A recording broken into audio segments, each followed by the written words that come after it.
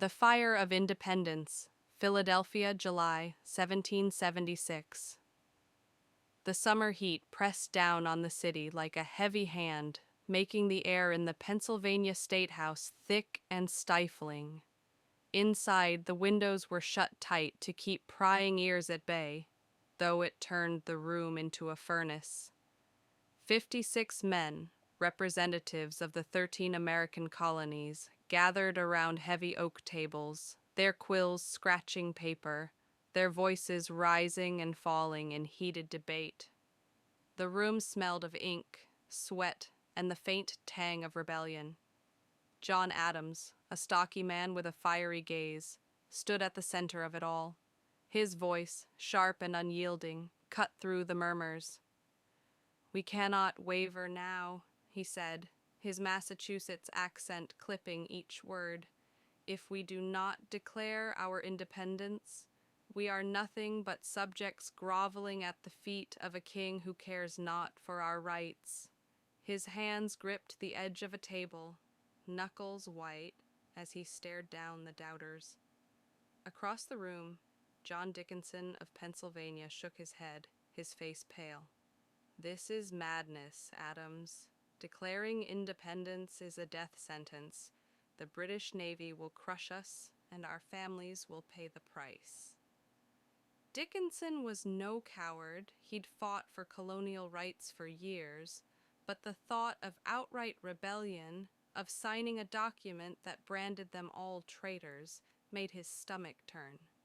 The penalty for treason was hanging, and every man in the room knew it. Thomas Jefferson, a lanky Virginian with reddish hair and a quiet demeanor, sat near a window, his quill poised over a draft that had consumed his nights for weeks. The Declaration of Independence, as he called it, was more than a legal argument. It was a hymn to liberty, a defiant shout into the void. "We hold these truths to be self-evident," he'd written, "that all men are created equal, that they are endowed by their Creator with certain unalienable rights, that among these are life, liberty, and the pursuit of happiness." The words burned in his mind, but he wondered if they'd be enough to unify the fractured colonies. The debates dragged on for days. Benjamin Franklin, older and wiser, his gout-ridden legs propped on a stool, offered wry humor to ease the tension. "We must hang together, gentlemen," he said with a twinkle in his eye, "or we shall most assuredly hang separately." Laughter broke the strain, but only for a moment. The weight of their decision was crushing. Virginia's Richard Henry Lee had proposed independence a month earlier, but turning words into action meant risking everything: homes, fortunes, lives. Outside, Philadelphia buzzed with rumors. Carpenters and shopkeepers whispered in the streets, their faces a mix of hope and fear. British troops were massing in New York, and loyalists in the colonies were ready to turn neighbor against neighbor. A young woman named Eliza, a seamstress who'd overheard snippets of the debates while delivering linens to the State House, lingered near the building. She wasn't educated like the men inside, but she understood what was at stake. Her brother had died at Bunker Hill, shot down by a redcoat's musket. To her, independence wasn't just a word, it was a chance to live without fear, to build a world where her children wouldn't bow to a distant king. On July 2nd, the Continental Congress voted. The resolution for independence passed, though not without dissent. Dickinson and a few others abstained, unable to cross the final line. 2 days later, on July 4th, 1776, the delegates gathered again to adopt Jefferson's declaration.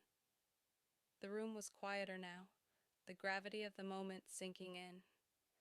Jefferson's draft had been revised, painfully so for him. The delegates had cut his fiery condemnation of slavery, wary of alienating Southern colonies. He sat in silence as Franklin patted his shoulder. "It's enough, Thomas," the old man whispered. "It's a beginning." One by one, the delegates stepped forward to sign the parchment. John Hancock, President of the Congress, scrawled his name in bold looping letters, joking that he wanted King George to read it without his spectacles. Others signed with trembling hands, knowing their signatures were a pledge of their lives. Edward Rutledge, the youngest at 26, hesitated, his thoughts on his family in South Carolina. But he signed.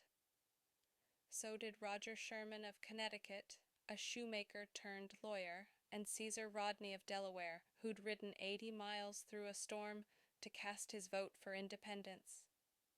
When it was done, the room was silent. The men looked at one another, strangers bound by a single act of courage. Outside, a bell, later called the Liberty Bell, rang out, its peal echoing through the city. Eliza, still lingering nearby, heard the cheers that followed. A printer named John Dunlap was already setting type to produce broadsides of the Declaration, to be read in town squares and taverns across the colonies. The words would spread like wildfire, igniting hearts from Massachusetts to Georgia. The war was far from won, far from